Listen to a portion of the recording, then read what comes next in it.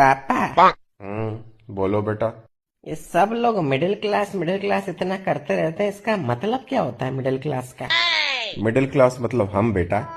हाँ नहीं, वो तो पता है कि हम मिडिल क्लास हैं, पर इसका मतलब क्या एग्जैक्टली? हम मिडिल क्लास कैसे हैं? विस्तार में बताता हूँ चलो तुमको। देखो बेटा, एक बार एक गांव होता है जिस गांव में 3 लोग रहते हैं। एक का नाम होता है गरीब, एक का नाम होता है मिडिल क्लास, एक का नाम होता है अमीर। अब गांव में सभी लोगों को सुविधा मिल सके, इसके लिए यह तय होता है कि सभी लोगों को टैक्स देना पड़ेगा, महीने का 100 रुपए। गरीब इतना कमाता नहीं है तो वो टैक्स भर नहीं सकता। अमीर के पास अपने जुगाड़ है तो वो कुछ ना कुछ करके अपना टैक्स बचा लेता है। अब बचा मिडिल क्लास जिसको पूरा टैक्स भरना पड़ता है। फिर तो मिडिल क्लास को पूरी सुविधाएं मिलती होंगी ना पापा, क्योंकि वो पूरा टैक्स भर रहा है। नहीं बेटा, सुविधा मिलती है गरीब को क्योंकि वो गरीब है, और अमीर को क्योंकि उसके पास ताकत है। तो हमें क्या मिलता है पापा? बेटा, हमें मिलता है एक सर्टिफिकेट कि हम गरीब और अमीर दोनों के अन्नदाता हैं। हमारे टैक्स के पैसों से गरीब के घर में राशन पानी भिजवा देती है सरकार, और हम जो लोन के ऊपर बैंक को इंटरेस्ट का पैसा देते हैं, वही पैसा बैंक किसी अमीर आदमी को देता है ताकि वो अमीर आदमी इस देश को छोड़कर भाग जाए।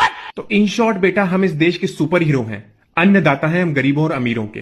मिडिल क्लास बहुत बड़ा सुपर हीरो। समझ गया पापा।